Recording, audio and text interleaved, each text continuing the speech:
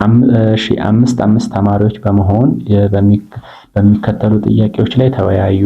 እዚህ ጋር ሐሳባችሁን ለክፍል ጓደኞቻችሁ አብራሩ ይላል። አንድን ክፍልፋይ እንደ ምሳሌ በመውሰድ ላዕልና ታሃት አብራራ ይላል። ስለዚህ አንድን ክፍልፋይ ላዕልና ታሃትን አብራራ ይላል። ይሄ ለምሳሌ በቃ 1/2 ብንል እቺ ከላይ ያለችዋ ላዕል ነች፣ ይሄ ከታች ያለው ደግሞ ታሃት ነው። ስለዚህ ንብብር ቁጥር ሀ ለኛ ተብሎ ሲጻፍ ሀና ለ የድፍን ቁጥር አባል ሆኖ ለ ደግሞ ከዜሮ ልዩ መሆን አለበት የሚባልበት ማለት ነው። ላዕልና ታሃት ይሄ ነው እንግዲህ ከላይ ያለው ላዕል ነው፣ ከታች ያለው ታሃት ነው። የሁለት እና ከዛ በላይ ክፍልፋዮች የጋራ ታሃታቸውን እንዴት እንደምትፈልግ በምሳሌ አብራራ ይላል። ለምሳሌ እንበልና 1/2 እና 1/3 ማቀናነስ ፈለግን እንበል። አሁን የጋራ ታሃታቸውን ነው የጋራ ትንሹ የጋራ ብዜትን ነው የምንፈልገው፣ የጋራ አካፋያቸውን ነው የምንፈልገው ማለት 2 እና 3 ከስር ያሉት አሁን እንዳጋጣሚ ብቸኛ ቁጥር ስለሆኑ ሁለቱን በማባዛት 6 ነው ሊሆን የሚችለው። ያለበለዚያ ደግሞ የራሳችሁን መንገድ ተጠቅማችሁ የ2 እና የ3ን ጊዜ ቤት ፈልጋችሁ ለምሳሌ የሁለት ጊዜ ቤት የ3 ጊዜ ቤት ወይም ደግሞ አካፋይ ለማለት ነው ተዘረዝሩና ትንሹ የጋራ ለምሳሌ ይሄ 2 ነው 4 2 4 6 8 እያለ አይደለም የሚሄደው። ይሄኛውስ 3 6 6 9 አሁን የጋራ አግኝተናል።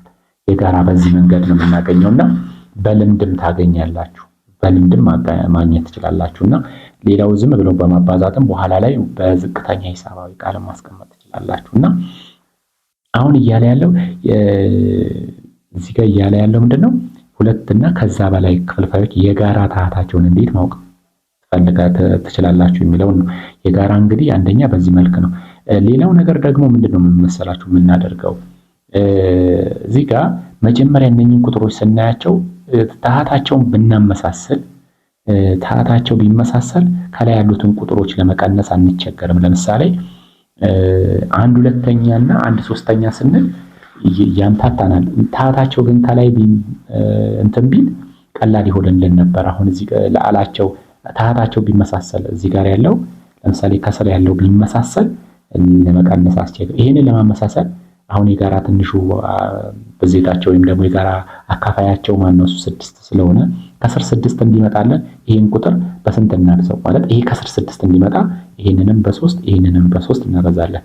ስለዚህ 1 ሲባዛ በ3 ከዛ 2 ሲባዛ በ3 ሲቀነስ ይሄኛውን ደግሞ 1 ሲባዛ በ2 3 ሲባዛ ስንት በ2። ምክንያቱም ይሄ ለምን ሆነ መሰላችሁ በ3 በታንተን ብትሉት ያው በ3 በተመሳሳይ ቁጥር ስታበዙ ከላይም ላሉንም ታህቱንም በተመሳሳይ ቁጥር ስታበዙ 3 ለ3 ያው አንድ ነው፣ ልዩነት የለውም። ይሄን ቁጥር 1/2 ነው በአንድ ባበዛው ምንም ልዩነት የለውም። ያ ማለት ይሄ ሲባዛ 110 10ኛ ቢደረግ 10 በ10 ይጣፋና አንድ ነው የሚሆነው። ይሄን ቁጥር በአንድ አበዛውት ለማለት ነው።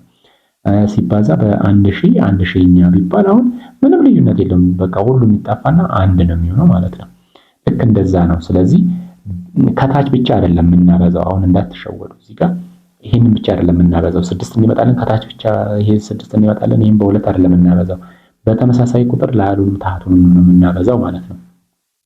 ከዛ ይሄ 3 6ኛ ሆነ፣ ይሄ ደግሞ 2 6ኛ ሆነ። አያችሁ አሁን ምን ሆነ ማለት ነው? ከስር ታህቱ ስለተመሳሰለ ከላይ ያለውን በቀላሉ መቀነስ ነው። ከ3 ላይ 2 አሁን ከ3 ላይ 2 ስንቀንስ ስንት ሆነ? 1 ከዛ 6 ነው ከስር ያለው የጋራ እና ይሄንን መንገድ እንድታቁ ነው ማለት ነው። አሁን ይሄ እየጠየቃችሁ ያለው። እሺ ቀጣዩን እንስራ። እሺ ቀጣዩ ደግሞ ምን ይላል? ከዚህ በታች የተሰጠው ሰንጠረዥ የሚያሳየው ከአገልግሎት ውጪ የነበሩትን ዕቃዎች በማደስ ለአገልግሎት ዝግጁ መደረጋቸውን ነው። በዚህ ላይ በመመርኮዝ ሀ ለ እና ሐመር ውሃ ጥያቄዎች መልሱ ይላል።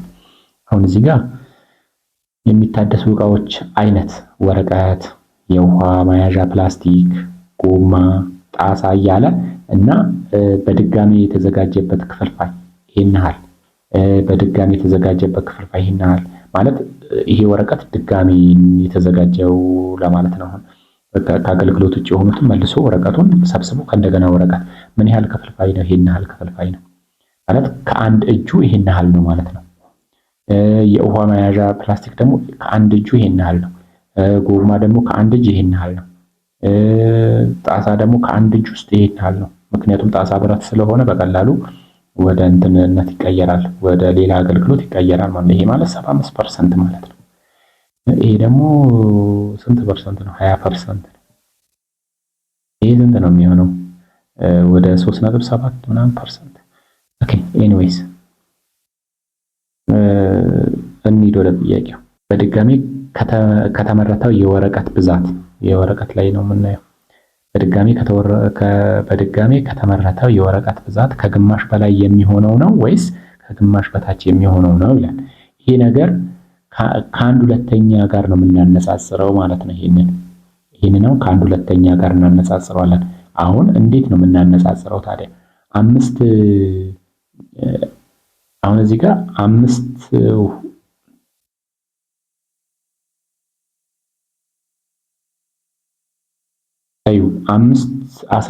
ነው የሚበልጠው ወይስ 1/2ኛ ነው የሚበልጠው ነው ጥያቄው።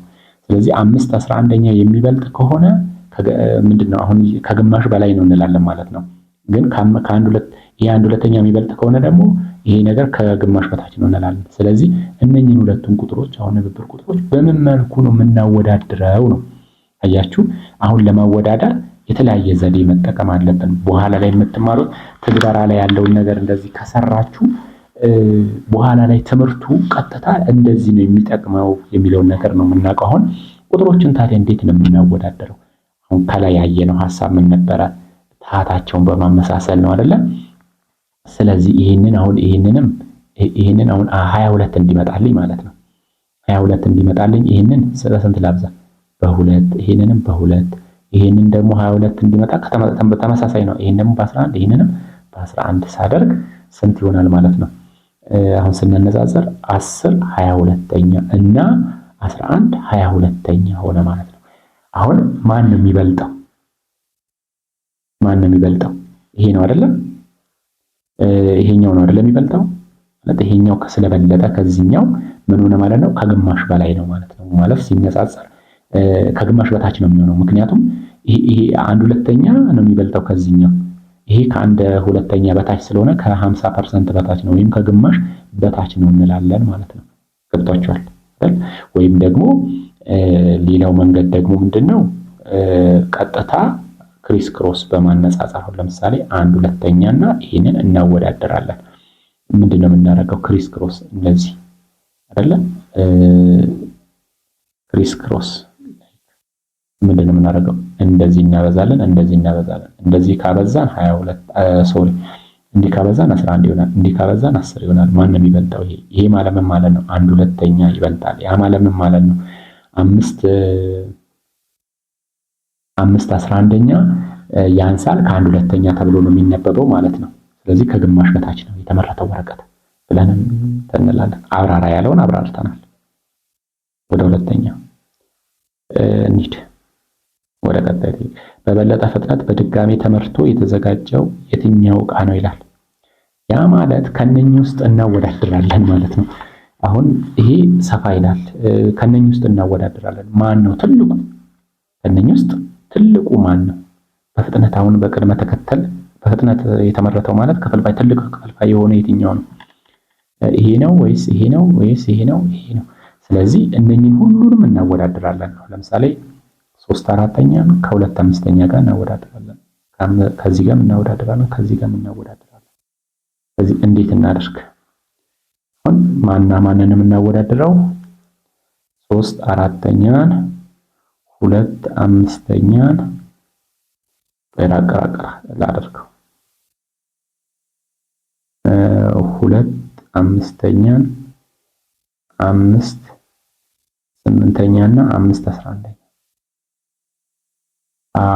አሁን ሁለቱን ብናወዳደር ምን እናደርግ? አሁን ይሄንን እቺኛዋን ትንሽ እዚህ ጋር 11 ቁጥር ይሄ 11 አሁን ይሄ 11 ነው፣ ይሄ 8 ነው። ይሄ እነኛውን የጋራቸው ሁሉንም የጋራ ብናደርግ ማንን እናደርግ? እናወዳደር። ይሄኛውን ከዚህ ጋር እናነጻጽር። ይሄ ከበለጠ ከዚህ ጋር መልሰን እናነጻጽራለን። አሁንም ይሄ ከበለጠ ከዚህ ጋር መልሰን እናነጻጽርና ምን እናደርጋለን ማለት ነው? ትልቁ በፍጥነት የተመረጠው ይሄ ነው እንላለን ማለት ነው። አይሻልም? ማለት ይሄንን ከዚህ ጋር እናነጻጽራለን። ከዛ ይሄንን ከዚህ እናነጻጽርና ትልቅ የሆነውን እየጣለን ነው የምንሄደው። ስለዚህ ምን እናደርግ? ክሪስ ክሮስ እንደዚህ ይሄ 8 ይሄኛው 15 ስለዚህ ይሄ ትልቅ ነው። ጥሩ። በዚህ ይሄንንና ይሄንን ደግሞ ስናበዛ ይሄ 20 ይሄ 24 አሁንም ይሄ ትልቅ ነው አይደል? ይሄንንና አሁን ይሄኛው 20 ይሄኛው 33 አሁንም ይሄ ትልቅ ነው። ስለዚህ በትልቅ ፍጥነት የተመረተው ማን ነው? ጣሳው ነው ማለት ነው። በበለጠ ፍጥነት በድጋሚ ተመርቶ የተዘጋጀ የትኛው ዕቃ ነው ይላል። ዕቃው የትኛው 3/4ኛ ክፍልፋይ የትኛው ነው? ጣሳው ነው ማለት ነው። ኦኬ ዕቃው በድጋሚ የተዘጋጀበት ፍጥነት በመገመት በቅድመ ተከተል ማስቀመጥ ትችላለህ ይላል። አሁን በቅድመ ተከተል ማስቀመጥ ትችላለህ ወይ ይላል። አነጻጽረን ይሄ ከሁሉም በላይ ነው አይደለም? አሁን ደግሞ እናነጻጽር፣ የተቀሩትን እናነጻጽር። ሁለተኛው ማለት በፍጥነት ትልቁ የትኛው ነው? ይሄ ነው። እሺ ምንድነው የምናደርገው? ሁለት ደረጃ እንስጠው። ይሄ አንደኛ ነው አይደለም? ደረጃ እንስጠው። አሁን ይሄ አንደኛ ነው። ሁለተኛ ደግሞ ማን ነው? 2 5ኛ ነው ወይስ 5 11ኛ ነው? ይሄን ክሪስ ክሮስ እናብዛው። 5 8ኛ እንበል። 5 8ኛ ቆይ ላጥፋና ከእንደገና 5 8ኛ ክሪስ ክሮስ እንዲህ 25 እንዲህ 76 ትልቁ ይሄ ነው። 5 8ኛ ነው ትልቁ ማለት ነው። እሺ ከ5 8ኛና ከእንትን ደግሞ ማነጻጸር 5 11ኛ። አሁን ደግሞ ይሄ 55 ነው፣ ይሄ 40 ነው፣ ይሄ 55 ነው። ስለዚህ ይሄ ትልቅ ነው። ስለዚህ 5 8ኛ ሁለተኛ ደረጃ ነው ማለት ነው። አሁን ሶስተኛ ደግሞ ማን ነው የሚሆነው? ማንን ነው ማነጻጽረው? 5 11ኛ እና 5 ሁለተኛ። ስለዚህ 2 5ኛ እነኚህን ሁለቱን አነጻጽራለሁ። እነኚህን ሁለቱን ሳነጻጽር ይሄ 25 ይሄ 10። ስለዚህ ይሄ 5 11ኛ ትልቅ ነው። ይሄ 25 ይሄ ደግሞ ይሄ 22። ስለዚህ 5 11ኛ ትልቅ ነው ማለት ነው። ስለዚህ ስንተኛ ሆነ እሱ? ሶስተኛ። ይሄ አራተኛ ነው የሚሆነው። አሁን ከትንሽ ወደ ትልቅ ደግሞ ስንሄድ በቅደም ተከተል ከትንሽ ወደ ትልቅ ነው የጠየቀን። ጥያቄው ከትንሽ ወደ ትልቅ ነው። ስለዚህ ከአራተኛ ጀምረን እንጽፋለን። 2 5ኛ ያንሳል፣ ከ5 11ኛ ያንሳል፣ 5 8ኛ ያንሳል፣ 3 4ኛ ብለን ከትንሽ ወደ ትልቅ እንጽፋለን። ከትንሽ ወደ ትንሽ ካለን ደግሞ ገልብጠን ነው እንጽፈው ማለት ነው። ተመጣጣኝ ክፍልፋዮች ማለት ምን ማለት ነው? አንድ አይነት ክፍልፋይ ለማለት ነው። ተመጣጣኝ ክፍልፋዮች ማለት ለምሳሌ ተመጣጣኝ ክፍልፋይ ማለት ምን ማለት መሰላችሁ? የአንድ ሁለተኛ ተመጣጣኝ ማለት ነው። 1/2 ብንወስድ ይሄንንም በሁለት ብናበዛ 2/4 ነው። ስለዚህ ይሄና 1/2 እና 2/4 ተመጣጣኝ ነው። ለምን? ሲቃለል እኩል ስለሆነ። ሁለቱ እኩል ናቸው ሲቃለሉ። በዝቅተኛ ሂሳባዊ ቃል ሲቃለል አሁን ይሄንን እንደዚህ ስናደርግ 4 ይሄስ 4 እኩል ይሆናል ከ4 መልሰን ደግሞ አሁን 1/2 በ3 ብናበዛስ 1/2 ይሄንንም በ3 ይሄንንም በ3 ስናበዛ 3 6ኛ። ስለዚህ 1/2 እና 3 6ኛ እኩል ነው። ለምን? ይሄንን ክሪስ ክሮስ 6 ስለዚህ 6 እኩል ይሆናል 6 ወይም ወይም ደግሞ 2/4 እና 3/6 እኩል ነው። ይሄንን ደግሞ እንስራው። ለምን እንዲክሪስ ክሮስ ስናደርግ ይሄ 12 ይሄም 12። ስለዚህ በአጭሩ ምን ማለት ነው? ተመጣጣኝ ክፍልፋይ ማለት እኩል የሆኑ ክፍልፋዮች ለማለት ነው በአጭሩ። ሁለቱ እኩል የሚሆኑት ደግሞ ያልናታቸውን በተለያየ ቁጥር በተመሳሳይ ቁጥር አባዝተን ስንፈልግ ነው ማለት ነው። እና ይህንን ደግሞ በተመሳሳይ ቁጥር ተባዝቶ ተመጣጣኝ የሆነውን ክፍልፋይ መልሰን በዝቅተኛ ሂሳባዊ ቃል ስናስቀምጠው ሁለቱ እኩል ይሆናሉ ማለት ነው።